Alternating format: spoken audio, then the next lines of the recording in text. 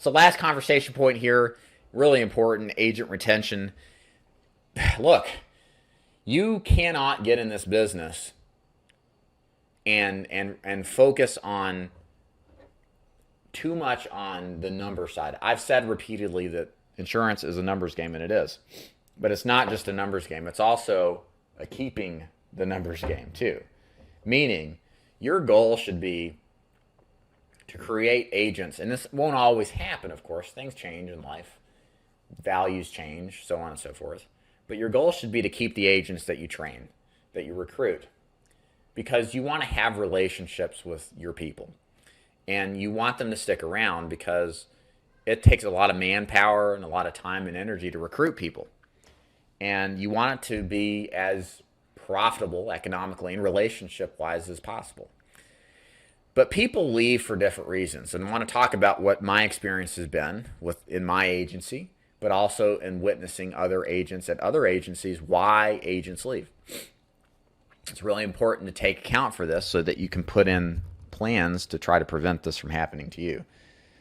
So mishires, not a good fit, is probably the biggest one. So for example, if I was hired into Lincoln Heritage, I would be a mishire because, again, it goes back to the character traits. I believe that insurance is essentially a commodity. And in the final expense arena, at least, I don't feel good about purposely, once I know that there are other options, to just sell one. I think I would be shortchanged. I'm also not as much of a company man as some others are. I'm more entrepreneurially driven. I don't like regular meetings that don't solve any issues I'm having. I don't like rah-rah. I'm not a good hire for something like that. It's different if you're doing training and development and that kind of thing. But for me, it would not be a good fit because from the very essence of what Lincoln Heritage does, it wouldn't be a good fit. So I would have left if I started there within 6 months, probably less, and looked elsewhere. So the way you overcome that as you recruit agents is you got to understand what you stand for. It goes back to the very foundations, the first couple of modules, developing your business plan, defining what it is that you do, and making sure that you know who you are and you know who your business is. And then being able to transition that in a way that you can communicate that to recruits so you can help them determine for themselves if what you do is a good fit for you or not. Next on the list here is loss of belief. This kind of goes back to, this is the essence of everything. We're brought in on the essence of trust. We see an opportunity, we like the sound of it, but then we find out how it was presented was different than what it actually is. My whole career in recruiting agents is always a demonstration of how it really is. I take the standpoint, I want to scare people off as much as possible before they get to me. Because I don't want them to get out there in the field and realize that how I've presented things has been entirely different than what it is. That stinks. That's not good. I want them to have belief going in that this is the right opportunity for them.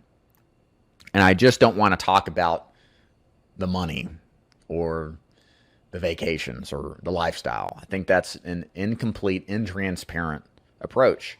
And to me, if I just talk about that stuff and don't talk about the shit that we all experience as agents, then you're going to deal with people who are going to get frustrated.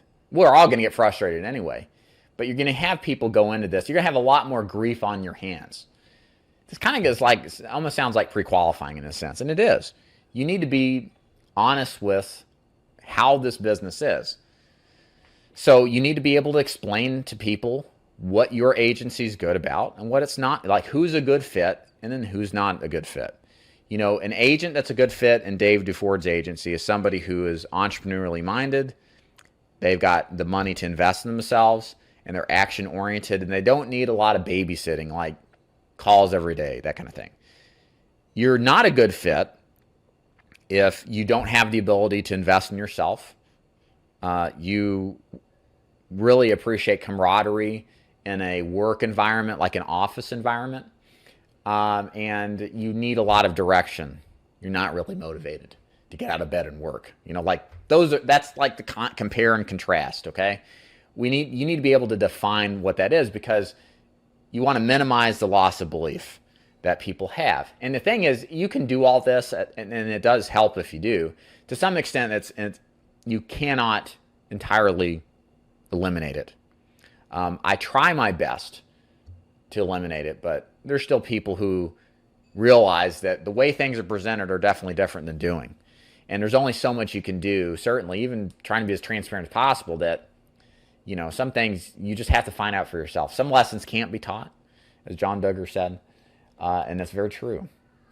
But loss of belief is a big thing. And the best way around it is to be transparent as possible, to be honest, genuine towards your recruits, to actually care about them, and try to keep their trust in you. And it all starts from the beginning, in how you compose yourself, how you handle yourself, and make sure you carry that process through. Even if that means you may lose out on agents, or they may go somewhere else and do well, trust in that process of sincerity and transparency.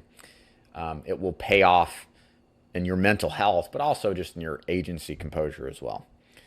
Yeah, things like doubts in leadership. You know, you are the front man now if you run an organization. You can't hide behind issues. You can't pass the buck. You have to take ownership, and you have to address problems. You have to apologize if you drop the ball. You have to be receptive. You have to be communicative. And if you don't have these things, and again, I'm brushing over this, but all this is extremely important, you will find that people lose belief in you and eventually wither away or go somewhere else. Paranoia is another thing too. If you got to think about how you treat yourself, or how you are dealing with your agents, and if you're instilling paranoia, in the sense that you have always got to have an open door policy. It kind of goes back, it's a loss of belief issue.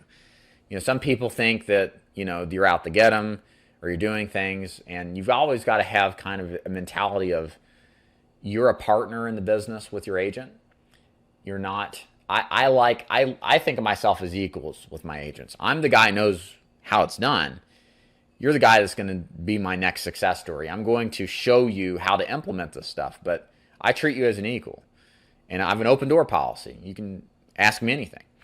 And you want to cultivate that, because if you're at an adversarial relationship with your agents, then this stuff starts to brew. It all comes back to just loss of belief.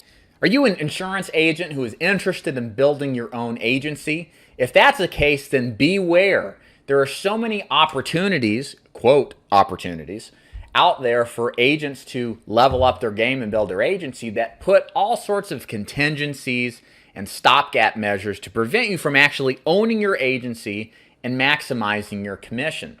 I put together a new program for those agents who are interested in creating their own agency. It doesn't matter what product you sell, but to give you the knowledge and the pathway to own the entire process of growing your agency and scaling it, and making sure that no one, not a single company, person, or upline owns you, where you own the thing outright and you build your agency in your vision only. This program is something you can learn more about very easily if you go to daviddufour.com. Click at the top that says Join Dave's Agency. You'll see a part there where it says Agency Builder Program, or something like that. Check that out, review it, and then feel free to get back with me if it's something that's interesting to you and useful, especially if you're looking to grow an agency and understand the importance of building an independent way that has no entangling alliances with anyone except the vision that you have. So thanks for watching, and hope to hear from you soon. See you, bye.